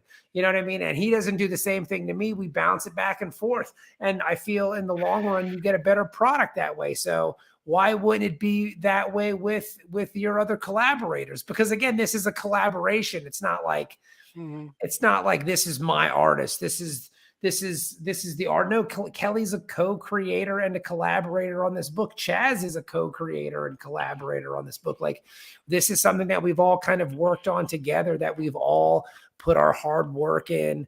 And yeah, so not lax. We just appreciate the collaborative process that is comics, you know. And also, we've both written things on our own before. Like, we've both done like things that, like, I did a story in a Not Forgotten Thing. Bob did Monty the Dinosaur, and it's not as much fun. Like, I can say I didn't. It's not that I didn't like what I did, or he didn't like what he did. It's just that I think we just work better together, and we have more fun with it than just being like that person who has to live with the idea until they get the script done and then send it to the artist, and then the artist goes back and forth with them. We kind of do that at the beginning, so everything's kind of already mutable. Like, everything's gooey, like you were saying before. Everything's gooey. Like, there's a lot of goo happening here. So like, it can be molded into whatever we want. Nobody's like got a very strict idea on anything. It's like the what if thing comes back again. Like, what if, and that's where we live a lot of the time with our ideas, is what if, and that's where the ideas come from. Are you guys planning on doing any cons, or Mad Cave gonna invite you to some tables or anything coming? I mean, they will. They've already invited us to some other places. We just really couldn't make it work. We might be at Heroes this year. I'm definitely going to be at Nashville Comic Con because a buddy of mine runs it, and I really like Nashville. It's a fun town, and it's really close, so I'll probably be at Nashville. Cool. So we're going to try to get out there as much as we can to promote this book. I mean, it's such a great book. We want people to read it.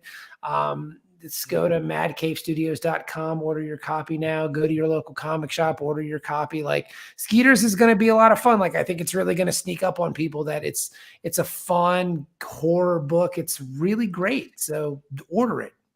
Yeah. Here's his Father's Day weekend again. Yeah. Comics Are Dope says. I mean, that sucks in a way, but I mean, we've done it before when it was that, and we just celebrated. Both of us just celebrated Father's Day on another day, so it's not that we won't make it because of that. We'll have to see what it looks like. But Yours has always been on Father's Day weekend. I thought. Yeah, Father's Day is every day if you believe. Boom. Speaking of father, I have to go do some fatherly things. I have to get my son ready for bed because he won't do it on his own. He was just in the other room playing Battlefront, and he's going to play Battlefront until I tell him it's time to bed and like tuck him in and stuff. So I have to run. I hate to do that to you, Blake, but no, you're good, bud. You're good. Real before you leave, like I don't know, are you doing a newsletter or anything, or like we still do the pod. I mean, you can still go to thewordbros.substack.com and sign up for our mailing list. That's where all the information for us goes out. Like, it's a lot of fun. We have a good time, and like, we're here making these books, and Skeeters is awesome, and you guys should order it. Damn it. And we're doing a signing January 12th. Yeah, cool. 4 Color Fantasies in Winchester, Virginia. It'll be Bob, Kelly, and I at least. Oh wow. We're trying to talk Chaz into coming, so you can get the letter. The whole team. The letter That's editor cool. Signed it as well. So hopefully, Chaz will come too. But that's what we're doing. We're doing a signing on the 12th, and it's in Winchester, Virginia. So if you're in like Pennsylvania or something, it's not far for you. Hop in the car. Go to the party. That's cool, guys. Yeah. So like if you're North Carolina, it's not too far. We're here to party, and we'll do more if you run a con or know a con and want us to come, let them know. And if Bob will just make a con again, like he'll. I mean, we might make another one. Yeah, well, I mean, Bob made a con, and he's like a Renaissance man. Like he is. He's a cool deal, man. He's a con runner. We're doing it this year. We're doing it this year. 315. 316, right? Baby. 16. Oh, yeah, nice. Like Stone Cold Steve Austin, Highland Heights Comic Con 316. The day after the Ides of March. Yeah. Nice. Well, Bob, thank you for hanging out with me, man. It was great to catch up with you, and I'm super happy, proud of you, stoked for you with this Mad Cave release. I think it's going to be awesome, and thanks, dude. And I think a lot of people are going to see it and have fun with it, and I hope it works out well for you guys. And I'm happy for you, man. Congratulations on all your success. Like, appreciate it. You've really done a great job. You've come so far. You were so nervous and like. And unsure of yourself, and now you're like this cock-strong, like awesome voice sounding like announcer guy. Like, I'm really proud of you, man. You've done a really great job, and thank you again for giving us the platform to talk about our books. Anytime. Adios. Seriously. See you, Bob. I like both versions of Blake, honestly. So I liked Scared Blake when he did the interviews with us, because Scared Blake was like, I don't know if I can ask this question. And it was amazing, because I was like, just ask. Like, we're pretty wide open, so we'll pretty much answer almost any question. Like, and then now, like, Blake's like, I'm just gonna say it. Like, you guys made shitty life decisions and like having families. And I'm like, damn, he's come full circle. It's like that line Darth Vader has in the movies. He's like, his circle is now complete. The student has become like, that's where he's at now. He's just gonna say it. Like Blake gives no fucks. That is true. I've said some shit on a microphone. I think you're just comfortable with us because too. You know that we're like gonna be open and laugh and joke about whatever. Like, we're pretty funny about that stuff. Like, so yeah. And you know, like, for the most part, like anybody can ask us questions. Like last time in the chat, people were asking us questions about stuff, and I thought that was neat. I don't mind answering questions, and Neither does Bob usually. So when we do cons, we're always like, we'll do panels. We say it all the time. Nobody ever invites us to do panels, but like we'll do them if you want us to, because like I know you should be like, we want a Ringo. We'll do a humor writing or a joke writing panel or something. Scared Blake don't make no Blake. I hope so. Yeah, it's I've been told a lot. I've been told a lot of things.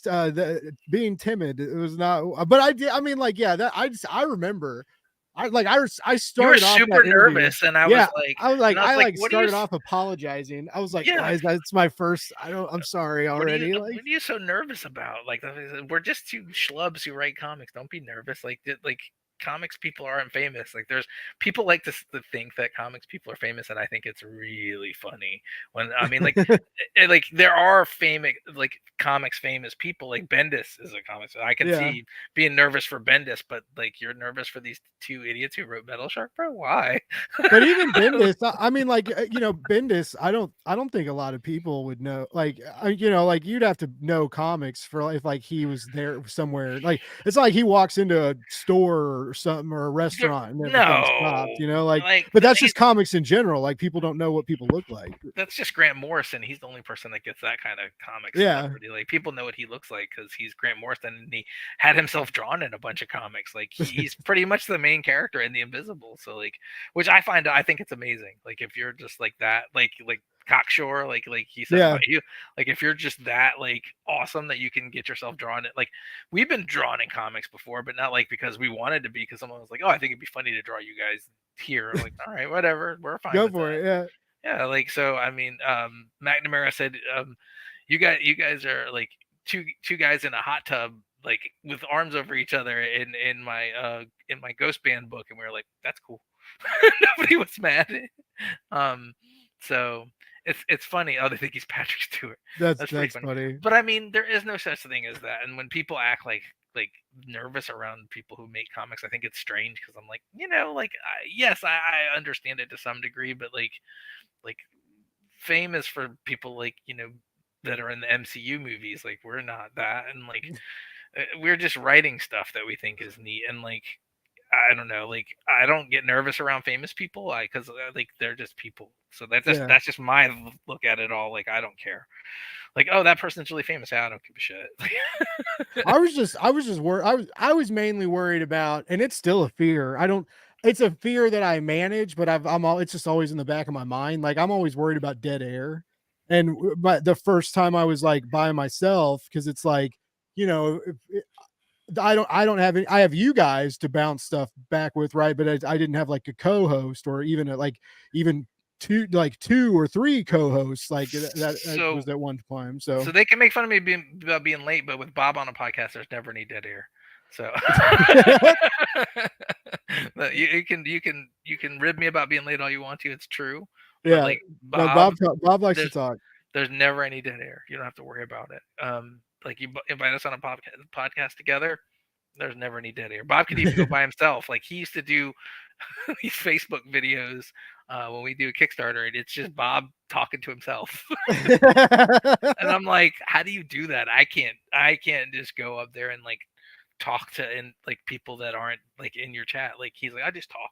And I was like, yeah, I could. Yeah. I need something to talk about, otherwise I can't do it. Like, I can't just be like, oh, I'm just gonna come on here and talk about the Kickstarter for like 10 minutes and do a Facebook Live. And I was like, what?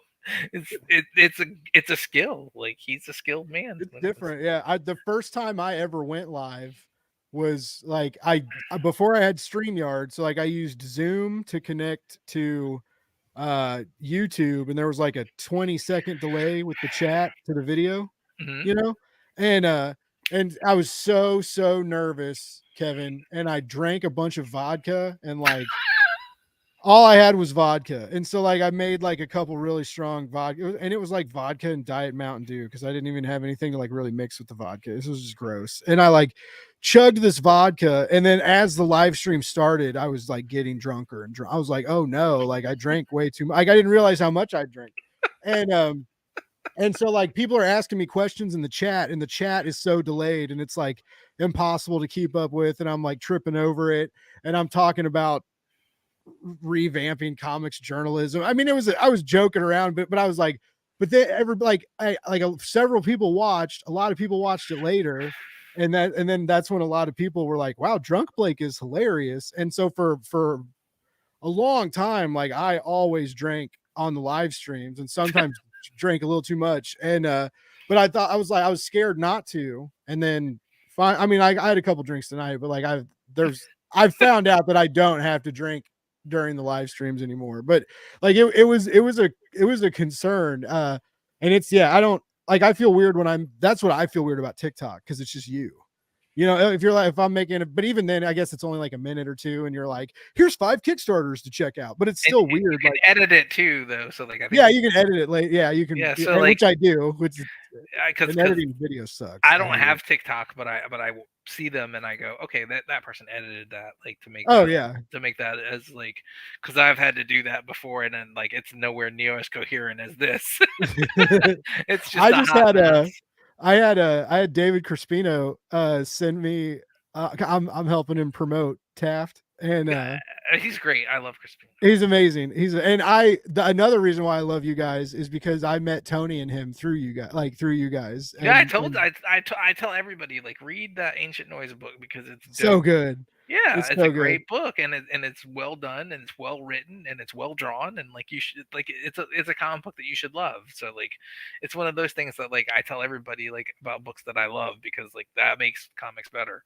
Mm-hmm. And that's just my, like, at the end of the day, like all we want to do is save comics. Like no, I'm trying to do that too, but and make money. I mean, I'm not perfect, but no. Well, welcome to the poltergeist pit now, Blake.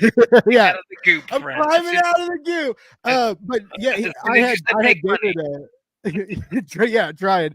I had David record me like a 1-minute video, because he's giving away Taft, the first Taft on his website. Yeah. And I was like, dude, record me a little video. And basically in the video, he says, go to blakesbuzz.com for the details. Cause if you go to blakesbuzz.com, it goes to my link tree and has all my campaigns I'm promoting on it.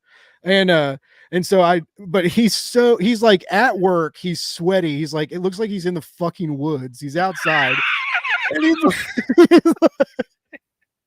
his head is just glistening in the sunlight. And he's like, what does he say? He's like, hi, my name is David Crispino, and I am a comic book writer and imagination extraordinaire. He said it's something like that. It's an imagination. I don't know, dude. It's so, I don't know if he meant it to be as funny as it is, but he's so like deadpan and sure. I don't know. It's so perfect. And that's just who he is as a person. I know. Like, I'm like, man, I hope this goes fucking viral and everybody downloads this comic. I was like, this will be like my best marketing idea ever. he's like the gentlest giant ever, though, because he's a huge. He's so nice. I know, yeah, and he fosters all these cats, and like I love him. I love him so much. He's a sweetheart, and he's a great human being. And like from the moment I met him, I was like, this dude is like, he's just a really, really nice guy. And then like we started talking about stuff, and he's like, I run a D&D game. You guys should play. I heard you guys play a Jason Copeland Star Wars game. Like, you should play in my D&D game. And we were like, sure. Like, well, I'll do it. And then he's like, I stopped running D&D because I got burnt out. And I was like, I don't blame you. And then I just told him about something where, because I play D&D on Sundays, so I told him about something that I found a D&D group through, and like he's like, are you kidding me? They pay you to be a DM now? I was like, now you want to do it again, don't you? It's like comics. Like it's a site called Start Playing, and like I was like, I mean, every game that we've tried to be in when it comes to that kind of stuff, it falls apart. So like that's what I've been doing in between Skeeters, is working on RPG stuff. So because like I realize like you have to diversify your buckets, as I think Scott Snyder put it that way, when you're a writer. So I've been working on some RPG stuff. That's cool. Because I love it so much, so I might as well do something with it. Like you said, make some money, or if possible, like whatever. Like let's try to do that. So I don't know how that's gonna pan out. Like I know we're trying to do more stuff with Mad Cave, so hopefully they let us, because we have a whole idea pile that Bob was mentioning earlier, like that we want to do. So hopefully we can do that, and like I hope that the Skeeters is the springboard for that, and it does well. I know we put our our blood, sweat, and tears into this literally. And it shows on every page that Kelly drew, I like think, all of yeah, us did. it definitely shows. Because like we got lucky there, like, and that's what I'll say about like a lot of things. We got lucky with Walter. Like Walter he didn't need us, so we were like, "Hey, you want to draw this stupid idea we have?" And he's like, "Yeah." And it was a different idea than the one he ended up drawing. And he was like, "I really like this idea." Like, and I was like, "Oh, cool. Like, well, we have more stupid ideas if you like this." because that's how we roll. Like we have a lot of dumb ideas. Like if we let artists see all the dumb ideas we had, we'd have a lot of books drawn by now because we were just never sure about them. So like it takes some time to refine all the. We've got Yeah. one idea that's so wild that we've been trying to work it out for years, probably since 2018, and we can never like make it work on paper. So Oh wow. we're still trying to figure it out. Like it's that crazy of an idea. Like what do we do with this? And so we've been trying to figure that same idea out for like I want to say it's like 5 years now. Yeah, like 5 years. Wow. And we come up with things for it, and then we'll like go, I don't know, and then step away and do something else, and then try and come back to it later. But eventually something's gonna happen with that one, and it's gonna be like someone's mind's gonna be blown because it's that weird of a thing. It's like when we Man, first that'll met feel good when you guys break that though. Like when you break that story and you guys figure it out and you can like move forward. it's Like- hard because we don't know like what the next part is. So like it's like Mm. we know what the cool parts of it are, we know how to put that together, but like what's the story with that? Like there's no it didn't start the way we start other ideas. So it's like, well, why is this relevant? Like why is this something we should write? So Okay. it comes that way sometimes when you have ideas like it's just a bunch of things that we threw together and like made work that we took out of other ideas, and we Frankenstein our ideas all the time, so like that's not super weird for us. But it's just one of those things where for the two of us, when it comes to doing something like that, it's a more organic process. Nice. Like we want it to like I mean it should be. I mean, yeah, well, fuck, love more, hate less, read comics. Like, I'm just gonna totally rebrand. I mean, you're at the point now where you're next level, so you have to do. Yeah, why not? I can do what I want. No, whatever. I'm Blake. I do what I want. Everybody's joking because they're like, man, Blake's so positive and he deserves it. I'm just gonna go full dark side. I'm gonna go comic book villain. Are you? No, I could never see that no, happening. I could no. never see that because I think you. I would feel so dirty. The Catholic guilt would get me so hard. I mean, this is comics are dope. You need to start hanging out in my chats. This is funny. I only had a couple drinks, Kevin. I swear. I mean, it makes for an easier interview for you. I'm all for it because I thought you were about to say it makes it easier to talk to you. No. I mean, keep drinking, you piece of shit. I don't think I'd ever say that. You wouldn't. I don't think I would. I might, but I mean, I do that to my mom. I do that to my mom at family dinner. She's like, Blake, calm down. And I'm like, oh my God, I know I fucking suck. And mom's like, oh, shut up, Blake, I didn't say that shit. Family's here. I'm like, I'm sorry, I'm such a fucking disappointment, Mom. It's fucking Easter brunch. I'm yelling. She's like, stop it. Stop it. Like you're embarrassing me. You're embarrassed. You're shame. Stop it right now. Stop it right now. Negative reviews about your podcast. Do that right now. I'm gonna take away your TMNT hat. Right, it's gonna happen. I will hide your microphone cables. I'll slap you across the face with it. You're throwing this down. It's something I keep wanting to ask you this, and I keep forgetting to. Are you don't have to eat anything flammable or like gastro traumatizing for this new comic book release? I didn't for the last one. You didn't? No, I chose to opt out because like nobody was the last one the Lynch the Get Lich or Die Trying one. Get Lich, yeah. Which I offered. I was like, I'll do if it gets here, I'll do that. But like not if it doesn't, I'm not even offering like any like at this point I'm not giving I've given enough of my intestines to comics. That's funny because Tony Gregori swears that it's a ploy and you just love spicy gross I don't mind it, but like like most like so like the story behind that is like I've always known that that's my stupid mutant, like stupid human power is like, you know, like I can eat super hot stuff, and like that makes other people balk. But I didn't know it until like I want to say the early 90s when I went to Louisiana with my friends who were from there, and Okay. like they thought they were gonna be funny, and they like made me eat like the hottest stuff. Yes, I did the one chip challenge, and it wasn't. Chris, And this was my dad, not my dad used to say that to me all the time. so they were like, you did that? Which one chip did you do? not the one that killed somebody, but like Oh. I want to say it was. He said, "Oh, I'm disappointed." I didn't. Oh, I didn't know one killed somebody. So that's news to me. Apparently it did, but I mean, I did the one a couple years ago, and I did it on camera. I did also the Toe of Satan on camera a while Is that ago. the gummy bear thing? No, it's a freaking lollipop Oh. that's like a billion Scovilles or something crazy. That doesn't It sound was fun. so hot it brought tears to my eyes. Like and nothing has been that hot ever. Like where I teared up. No, I might sweat, but like normally like I'll get. Yeah. But I've never been like. And I was watching people before I did it, and I was like, I'm glad I watched that video because that would have been my instinct too. Because I don't eat lollipops like most people do. Like they bit the lollipops and they swallowed it. Like after they got to the like whatever point they were gonna get to, like they and I was like, then thinking of that in hindsight, like that is a terrible idea. Yeah, because wouldn't it like hurt you inside? It would hurt you coming out for sure. A That too, yeah. billion Scoville units on your anus is not going to be the best idea. Like it's going to be the worst idea.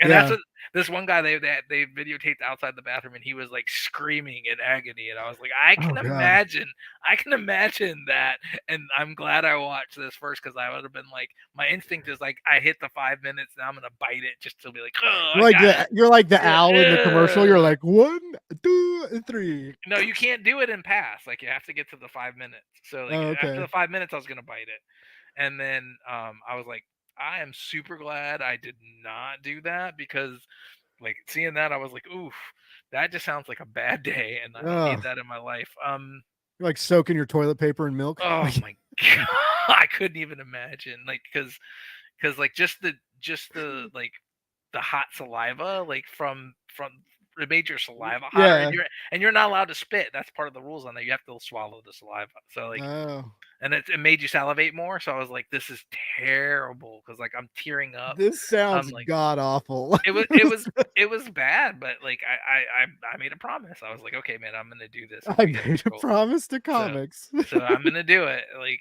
I'm gonna live stream it so people can get their laughs because people think it's funny and they don't want to do it. So they're like, oh, you can actually do that. I was like, oh, like for the most part, yeah, nothing's gonna be hot enough for me to be like, oh, I'm not doing that. But I haven't found it yet. Whatever that is. But like the hottest thing I've ever eaten was at the bar I used to work at. We had a hot wing challenge, and they ordered ghost pepper extract like online, and it came in this like veterinary syringe looking thing. And they did like test batches to see how much like put in the sauce, and so the fucking cooks were trying it, and they're all like in the kitchen, and they're like, it's all right, it's too hot, and they're like trying to. And so one day they come up to me, and I'm not like a big spicy guy, right? So my boss, they make these, and he's like Blake, try one. I was like, I don't know, man. And he's like, hey, just fucking try one. I was like, he was like, I'll give you a shot if you try one. And I was like, all right. I ate this fucking wing. I'm working the door, right? And dude, it starts hitting me.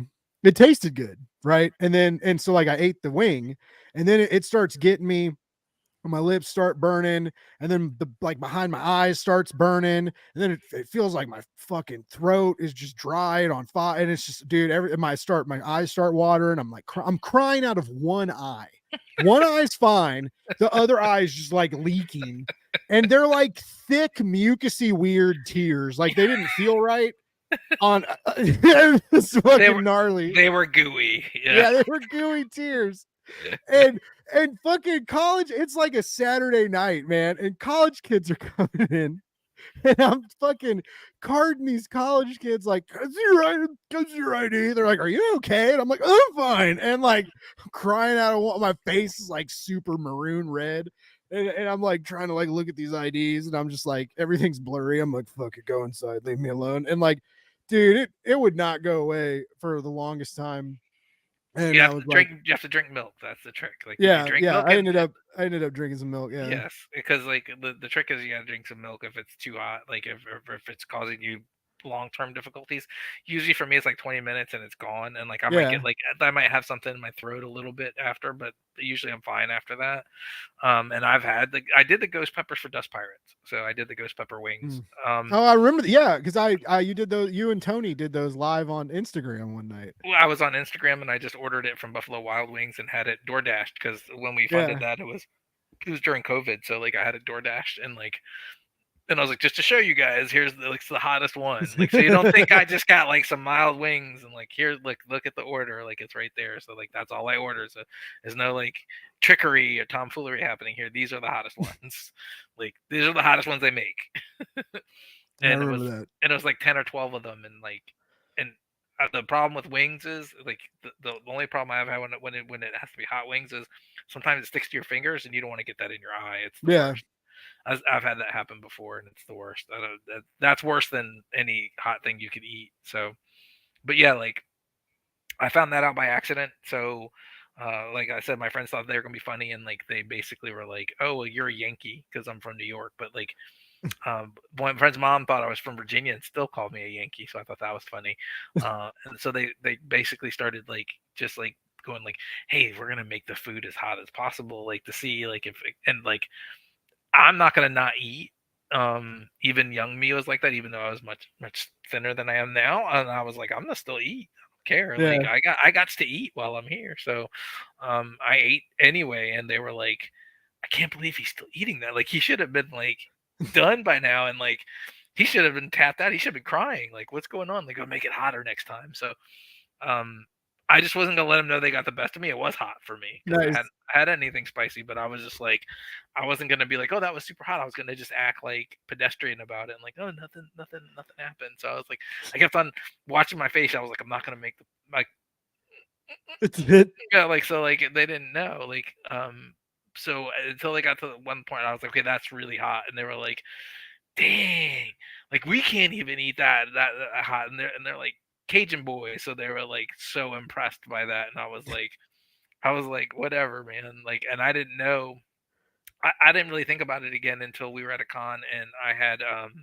chicken and waffles Yeah. at a con in Kentucky, and Bob was there, and a friend of ours asked for some of the chicken and waffles I got because I asked for the kind. We went to a place called Luella's. I want to say it's called Luella's in Kentucky, and they were like three alarm or something. I can't remember what they called it, but they rang a bell because it was that hot when they gave you the chicken and waffles. And so my buddy's like, "Can I try a bite?" And I'm like, "Yeah, sure."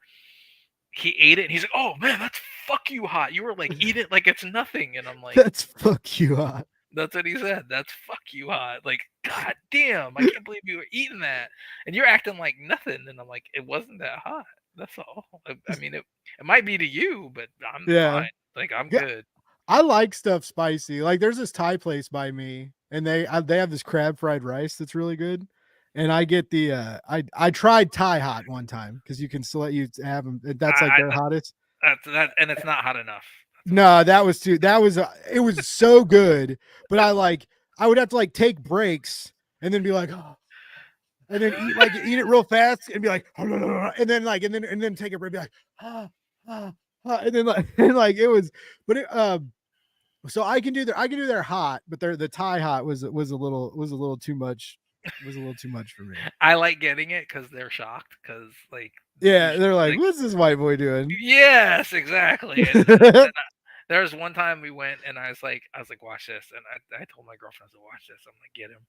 I was like, Thai hot, and like don't make it like little Thai hot because you think I can't go all the way like you would if we were in Thailand. I want like the full. And he's like, you can't handle that, and I was like, oh yeah, do it, let's see. He did it, and I was like, just eating. He's like waiting. This guy's gonna explode. I'm waiting. He's gonna cry, and I'm just like, nope, I got this. And like she was like, why does he keep looking over here like that? I was like, because he wants to see me cry or not be able to do it. But and I was like, okay, that was great. Like, and he was so shocked, and I was like, That's funny. I love that part of it. That part of it with the eating hot stuff is worth it because like you're never gonna when you get somebody like that who thinks you can't. It's the Yeah. same thing. It's the same thing with comics. Like people think you can't, and like And then you I want to do it love even it. more. I'm like, oh, I'm gonna do this. I'm gonna get through this, and then you're gonna be sad because I got through. Like, that was me with drugs when I was younger. They were like, Blake, you can't do that. I was like, wow, watch me. why are you walk hard right now? Why are you like John C. Riley? Blake, you can't do this drug. Why not? You don't want Makes no you part really of high. this.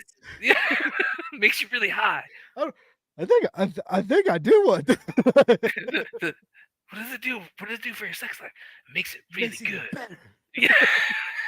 Like, I want some of that. Yes. I don't want to get addicted. It has no addictive properties.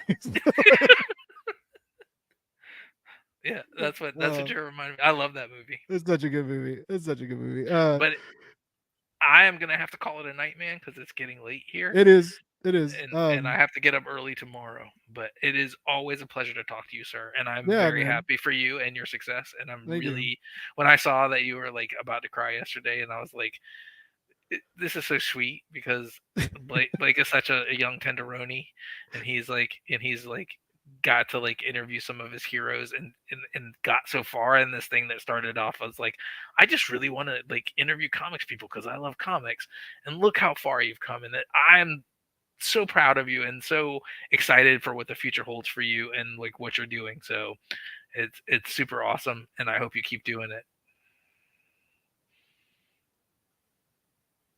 I love Mad Cave. I think they take good care of their people, and I hope you guys. I know you have a home there now, and I hope you stay there. And I like I said, when you guys were talking about all these crazy ideas you got, man, I hope they let us do it. I hope some editors there are paying attention. Please. Yeah, I hope they let you party. Also, shout out to Fred. Fred's been like MIA. He like vanished. I don't know if he went on a long vacation, but I miss you. I hope you're okay. Thanks for tuning in.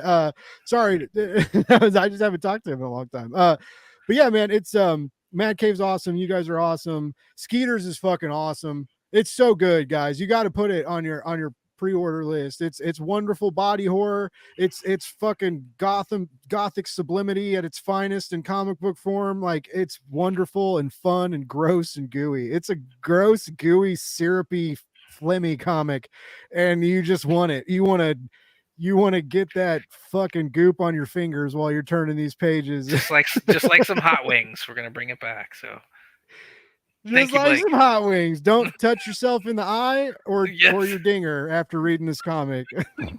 Exactly. That is where we're leaving it. That's it. On that note, good night, everybody. Good night.